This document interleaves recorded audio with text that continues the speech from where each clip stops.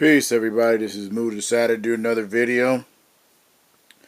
Yeah, I want to talk about some research I found out about this history of the West Coast RadioTron. Yeah, I was this weekend. The Breakin movies. Uh, Electric Boogaloo came on the cable last weekend. And it's one of the classic films of hip hop, along with the Beat Street. But particularly these movies, I found out today, were based on some of the events of the West Coast in connection with RadioTron or the Youth Break Center. Uh, there was a gentleman by the name of Camilo Alvarez. He was a community organizer or community cultural community type person, and he a lot of the different rappers, singers, entertainers, the youth, breakers, popper breakers, musicians, DJs, and whatnot. They would there was a club called Radio Club, and apparently, from what I understand, he I guess they reached out to him or he reached out to them, whatever. But they had like a vacancy in the building, and that's where they had the youth center, where the youth of Los Angeles, the different youth have had some type of creative outlet for them, so they wouldn't get in any type of trouble. And basically, they had the club over there, and that's where Ice-T and Madonna and all these other entertainers would do their thing at the club. I guess on the club on the side of the building, and the other part was the actual youth center. And all these events or these things about this history was highlighted in the movie Breakin 1 and 2. Yeah, and I just found that out today. I did not know that this was based on true events that happened in during that time. We talking about the early '80s with the West Coast, and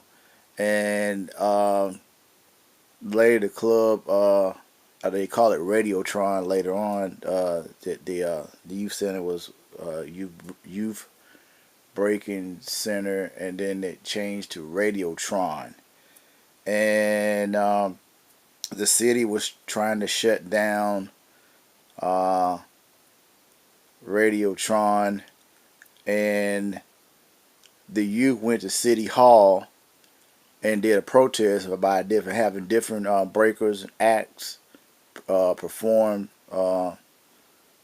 as a protest at City Hall, and that was featured in the movie Electric Boogaloo Breakin 2, and that was based on true accounts.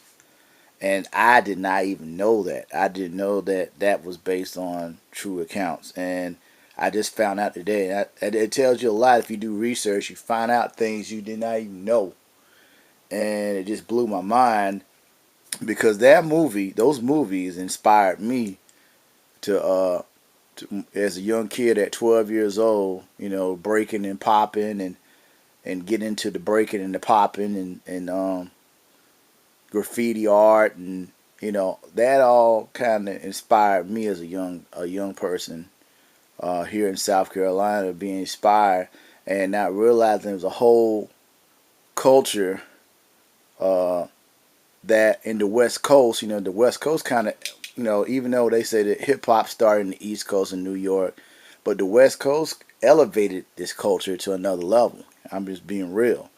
And you had Ice-T, and then you had Egyptian Lover, and different dancers. That's a spawn different careers for a lot of people. You know, Shabba Doo was in the movie Shabba Doo, and Boogaloo Shrimp, Michael Chambers, and a host of others. You know, it's amazing that I did not even know that those movies are based on true accounts in Los Angeles during the early '80s, and those films were very powerful to me as a young person, inspiring young people like myself. To breaking and popping and doing the different dance moves and whatnot, and you know those movies were very profound in my life and probably for a lot of other people. So it was just amazing today that I found that out, that information out. And they have these anniversaries of, you know, every so often have these anniversaries, and they have it at MacArthur Park. And yeah, you can check them out on YouTube and whatnot. And they have a Facebook group and whatnot also too. So yeah, man, it just blew my mind when I found that out. I did not even know that those movies were based on true accounts that actually happened, and I found that out today. Yeah, so shout out to the West Coast for elevating the hip hop, and thanks for all the people that paved the way, the OGs in the West Coast, and all of them. I might not remember all the names, but you know who you are. Uh, you won't be forgotten. So I'm going to say, if you like this video, y'all, please hit that like icon and subscribe to my YouTube channel. And always, Moose says peace and blessings to everybody, and have a nice day and be safe. Thank you.